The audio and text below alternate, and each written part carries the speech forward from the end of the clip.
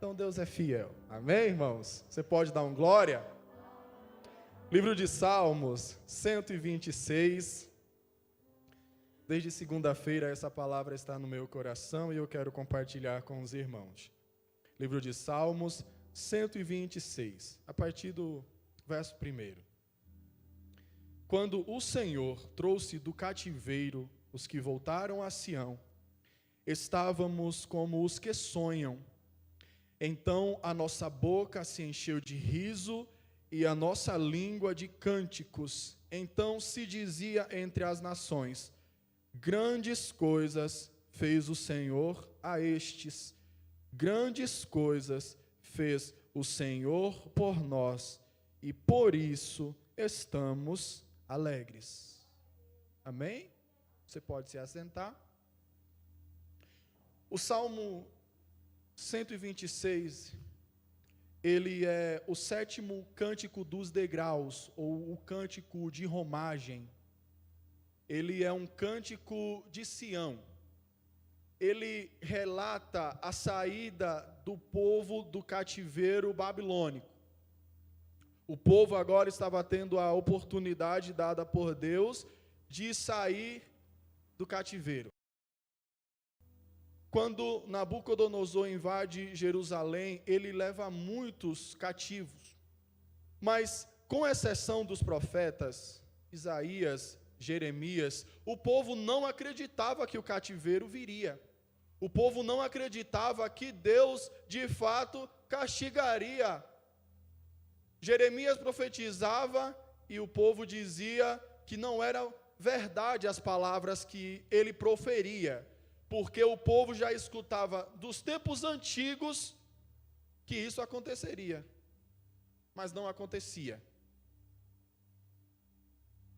Então, agora, Nabucodonosor, ele invade Jerusalém e leva o povo cativo. Muitas mortes, muitos feridos e muitos foram levados para a Babilônia. Quando nós lemos o livro de Lamentações, nós podemos perceber que é lamento. Jeremias está se lamentando, porque Jeremias agora estava vendo cumprir as profecias que ele mesmo proferia. Mas não é sobre isso que eu quero falar. Eu vinha caminhando e Deus me dava uma palavra, uma pergunta e uma resposta. Será que voltaremos a nos alegrar? E Deus me respondeu: voltará. O cântico, ele foi composto na saída do cativeiro babilônico. O povo foi levado cativo com muita tristeza no seu coração. Mas agora, o Salmo 126, ele diz: quando o Senhor trouxe do cativeiro, agora nós estávamos como quem sonha. A volta do exílio foi tão desejada, foi tão ansiada pelo povo, que agora parecia que eles estavam sonhando. Como a gente diz, eu estou sonhando acordado. Parece que não é realidade, parece que a qualquer momento eu vou acordar desse sonho. Mas agora o povo estava de fato voltando para Sião, na sua pátria. Deus levanta Ciro.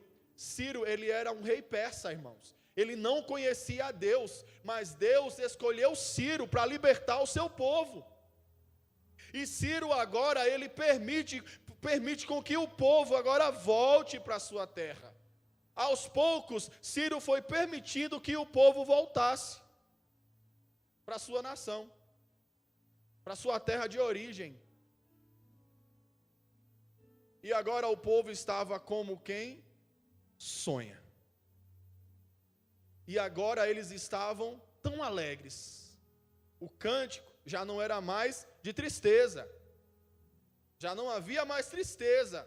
Agora o cântico era de alegria. Então a nossa boca se encheu de riso e a nossa língua de um novo cântico. Se a gente lê o livro de Salmos 137, a gente percebe o povo às margens do rio da Babilônia. O povo estava às margens do rio. E o povo dizia assim: e aqueles que nos levaram cativo pediam para que cantássemos canções. Mas nos salgueiros que lá haviam, nós penduramos as nossas harpas. Por quê? Como é que eu canto em terra estranha? Não tem alegria, irmão, para cantar em terra estranha. Sabe quando você chega num lugar e olha assim e faz: o que é que eu estou fazendo aqui? O que é que eu vim fazer aqui? Deus tem uma resposta para você. Tem um propósito nesse lugar estranho que você se encontra.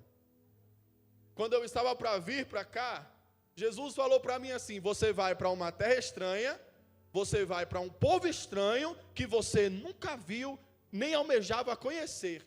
Mas lá naquele lugar eu vou fazer coisas grandes acontecerem.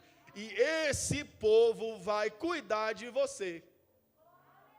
E eu tenho visto a mão de Deus, irmão, sobre a minha vida aqui em Brasília. Eu moro sozinho. Meus pais são de Alagoas, estão lá. E enquanto eu estava sem trabalho, eles diziam: se não arrumar mais nada, venha embora. Se não conseguir trabalho, venha embora. E Jesus dizia: não saia do lugar. E Jesus está dizendo para nós essa noite: não saia do lugar, irmão. Se você acha que está ruim, lá fora está ruim. Aqui dentro nós temos Cristo. Pode estar ruim? Pode. Mas Jesus, Ele está conosco. Ele prometeu estar conosco todos os dias, até a consumação dos séculos. Aí o povo diz: grandes coisas fez o Senhor por nós. Agora o povo estava reconhecendo que Deus havia feito grandes coisas no passado. Deus tirou o povo de Israel das terras do Egito, e o povo, quando chegou na frente do mar, o povo disse assim: Moisés, mas será que no Egito não tinha sepulcro suficiente para você nos trazer para esse deserto? A gente vai morrer aqui.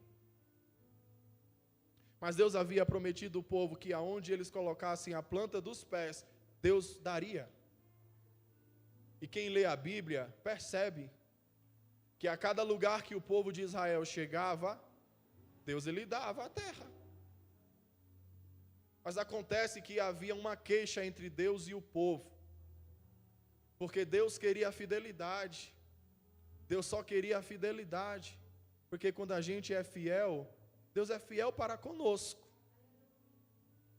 Mas a Bíblia diz que a queixa de Deus com o povo de Israel era a idolatria, porque Deus, Ele não pode ser colocado na minha vida em segundo lugar. Ele é o centro. Ele tem que ser o centro da minha vida. E o povo se distancia da presença de Deus, vivem conforme a sua vontade, vivem como querem. Aí Deus levanta o profeta Isaías, Deus levanta o profeta Jeremias, Deus levanta o profeta Ezequiel. Aí Jeremias, ele escreve o livro de Lamentações. Eu acho interessante, irmão. Porque Jeremias começa o livro de Lamentações dizendo: como está assolada, aqui outrora era tão bela entre as nações. Chora e não há quem a console. Jerusalém era tão bela, irmãos, que as outras nações vinham para conhecer a sua beleza. E quando agora o povo é levado cativo, Jerusalém é destruída, assolada, já não tinha mais beleza sobre ela. Então, ir visitar Jerusalém para quê?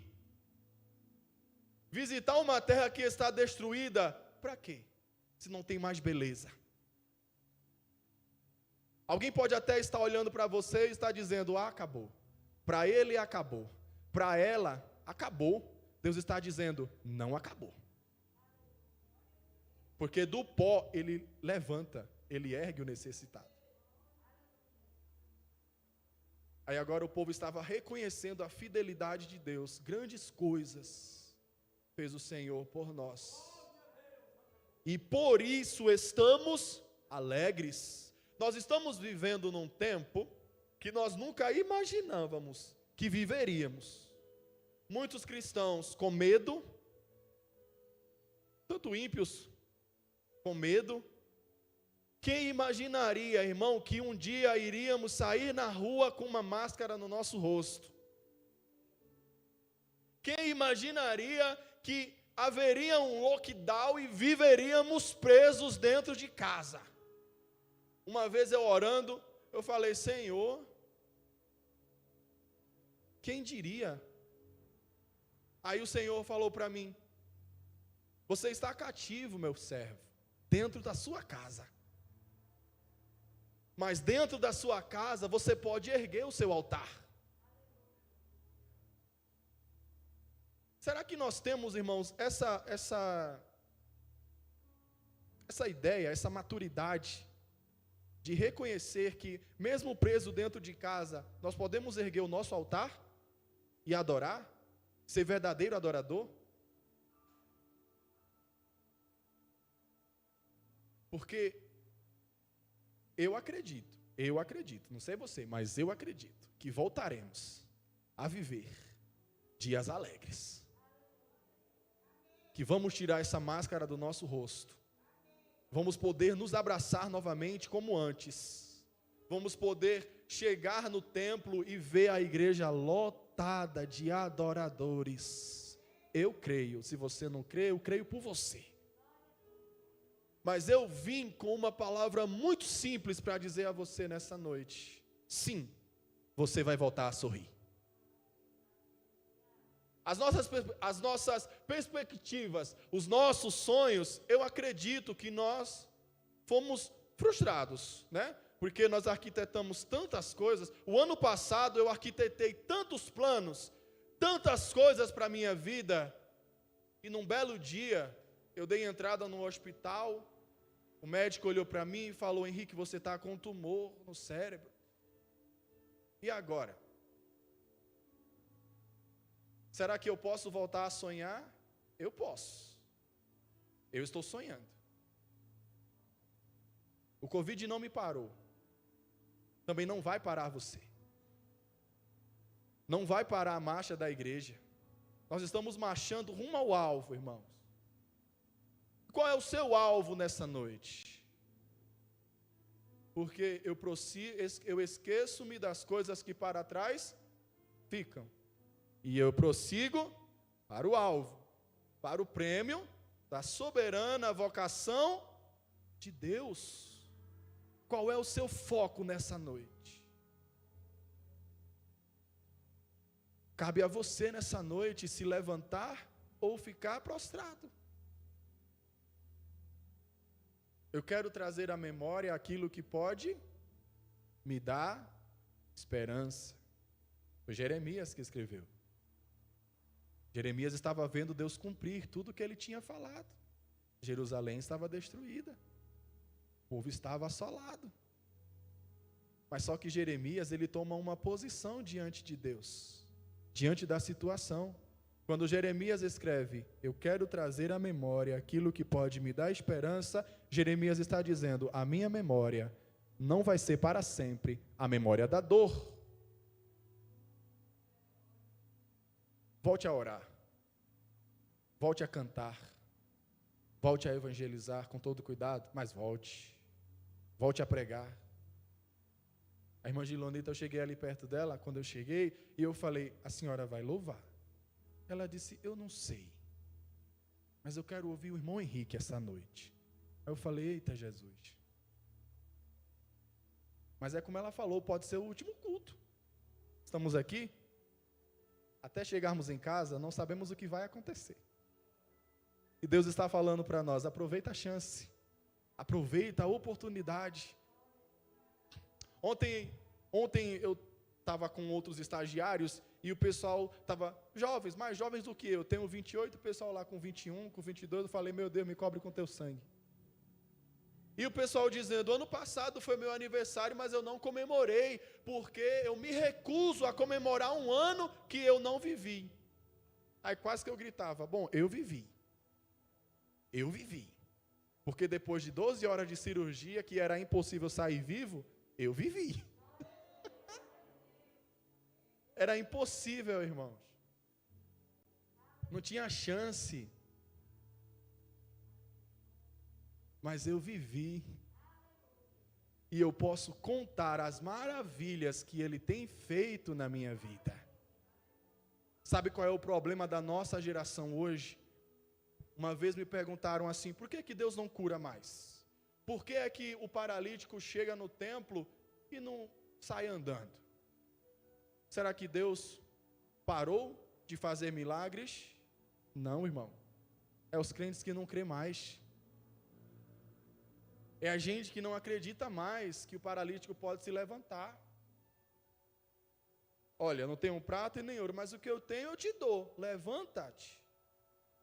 Em nome de Jesus.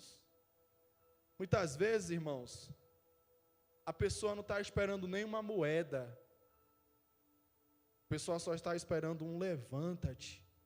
Em nome de Jesus. E Deus está falando para nós essa noite, levanta-te. Eu estou dando uma ordem para você essa noite, levanta-te. Não fica aí parado, sabe? Esperando cair do céu. Não, irmão, corre atrás. Mas, irmão Henrique, como é que eu corro atrás? Dobra o joelho, Deus conhece a tua necessidade. Um justo não pode mendigar o pão, nem sua descendência passa fome. O povo agora estava alegre, porque depois de tanto tempo cativo, agora algo diferente estava acontecendo. Estavam voltando para casa. Eu fiz uma pergunta ao Senhor. Eu falei, Jesus, me responda, se o Senhor quiser me responder. Por que é que muitos estão morrendo? Por que é que está indo tanta gente?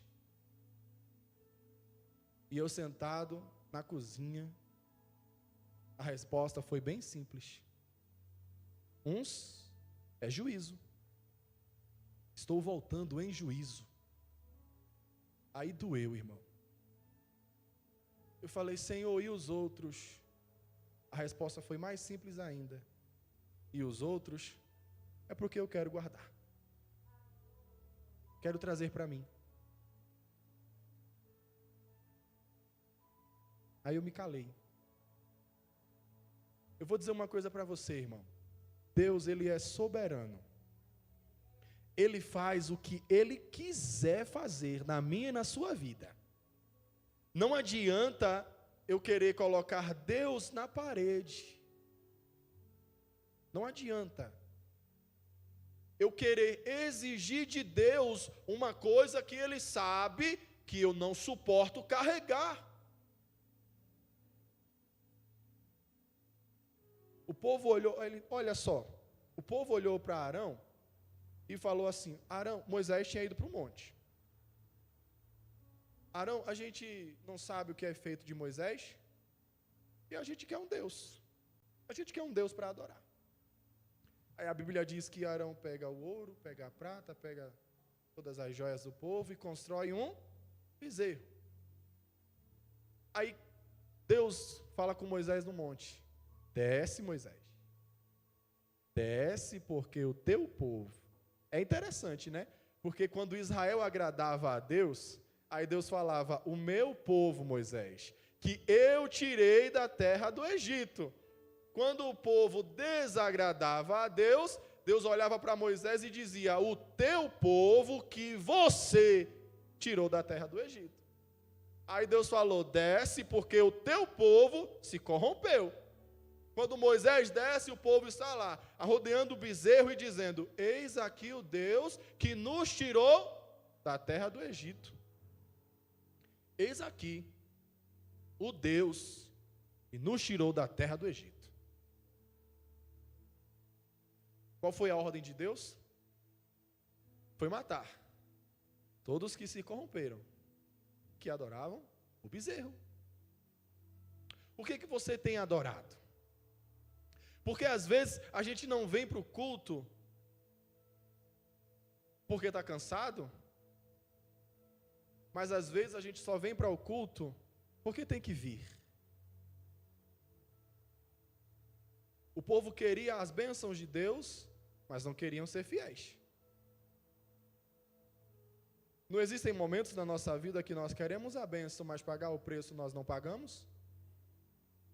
Ainda mais nesse frio que está, descer 3 horas da manhã da cama para orar, é uma luta, irmãos.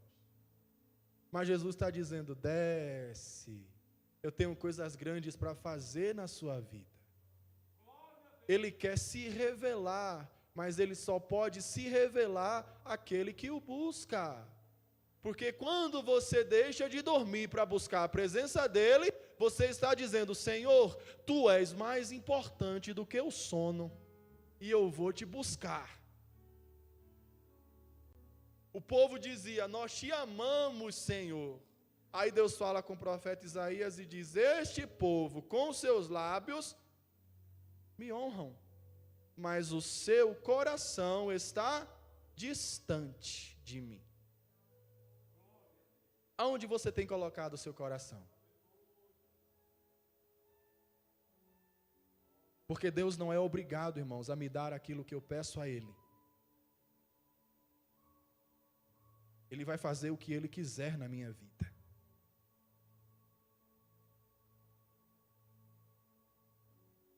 E você não tem que se importar com a opinião de alguém ao seu respeito.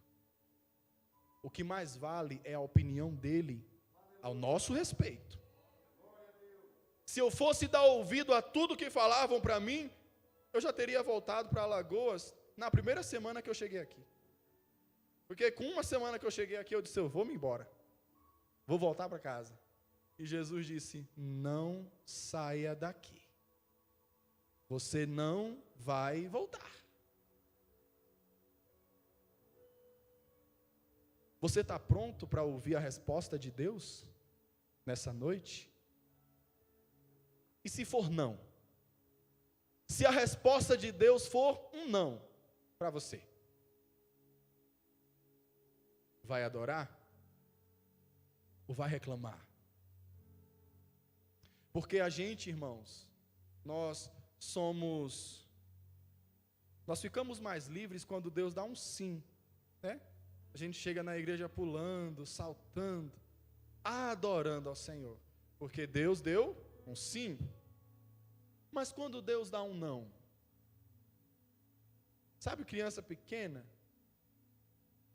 Quando você diz não, as mães aqui sabem, né? A minha mãe mesmo, quando me dava não, eu não gostava. Mas você vai voltar a ouvir a voz de Deus. Se você se perdeu no meio do caminho, Deus está dizendo para você, não está nada perdido. Você vai voltar a sorrir. Você vai voltar a cantar. Essa depressão vai acabar. Essa luta que você vem enfrentando dia após dia, é aquela coisa, é assando e comendo, assando e comendo, assando e comendo. Deus está dizendo, eu vou mudar a tua sorte. Porque foram poucos que voltaram do cativeiro. Mas no verso 4, o povo diz, Senhor, restaura a nossa sorte. Ouve a nossa oração. E Deus lhe trouxe aqui, meu irmão, para dizer a você que vai restaurar a sua sorte. Fique de pé.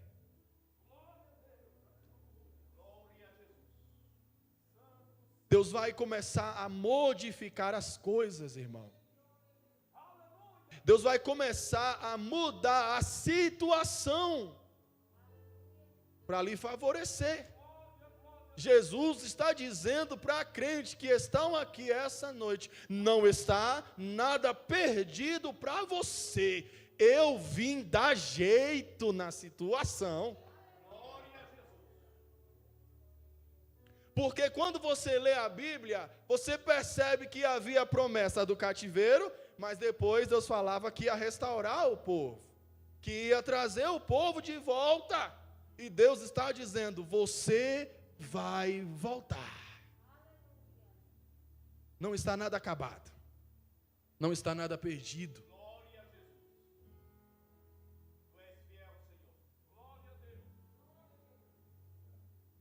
Se você está cansado de tanto lutar, pode ter certeza que o general Jesus vai lutar por você. Mas Deus está falando, irmãos, eu vou repetir porque eu estou sentindo de repetir. Deus vai dar jeito na situação.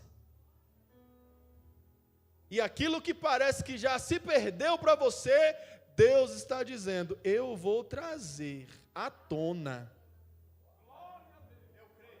Aquilo que para você já parece perdido. Parece que o homem já decretou, acabou, irmã Nídia, acabou. Jesus está dizendo, não acabou. Se você pensa que o papel o homem engavetou porque ele quis, Deus está dizendo, é só um processo, eu quero ver a tua fé, mas no tempo certo, eu tiro o papel da gaveta e eu assino para te dar a vitória. Se você tem eu vou fazer uma oração. Mas eu queria que você viesse aqui à frente. Você que tem uma causa na justiça, você que precisa de uma providência da parte de Deus, você que precisa de um milagre do Senhor, eu queria que você viesse aqui na frente. E você que quer voltar a sorrir, eu quero você aqui na frente. Irmã Antônia, eu quero a senhora aqui na frente.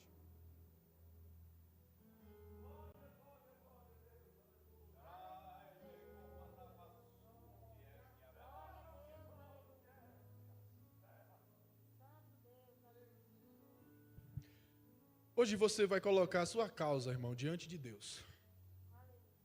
O que é que você precisa? O tema do projeto, o que queres que eu te faça? Eu ainda pensei em procurar uma palavra que falasse do que queres que eu te faça. Eu até pensei em pregar sobre o efatá de Deus, né? Abre-te, efatá. Mas eu não posso fugir daquilo que Jesus coloca no meu coração. É preciso falar aquilo que Ele manda falar. Né? Deus vai dar jeito na situação. Viu? Só Deus sabe o desespero que tu chegou aqui essa noite. Mas Ele está dizendo, eu contemplo a tua vida. Tenho te colocado na palma da minha mão. E eu vou dar jeito. Se você precisa que Ele assine esse negócio para você, Ele vai assinar para lhe dar vitória. Mas Ele diz, prossegue no teu caminho, não para, não desista, vai em frente, segue em frente, porque vai dar jeito, Joel. Deus vai dar jeito, pastor Jorge. Deus vai fazer milagres nesse culto. Eu creio que Deus vai mudar a história desse culto. Eu creio, eu quero crer nisso, que pessoas ainda virão aqui testemunhar do que Deus fez. Sabe para quê? Para aumentar a minha fé e a sua fé.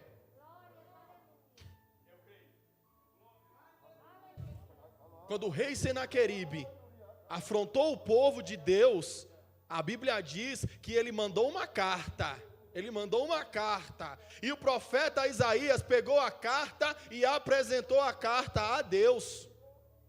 Aí Deus mandou a resposta, dizendo para Ezequias, diga ao rei Ezequias, que não se preocupe, porque o meu anzol eu vou usar, e eu vou colocar o meu anzol no nariz de Senaqueribe. E Deus só mandou um anjo, irmão, foi 185 mil que morreram numa só noite. E você está pensando que vai morrer? Vai não. Deus vai dar jeito. Ele está enviando um anjo essa noite.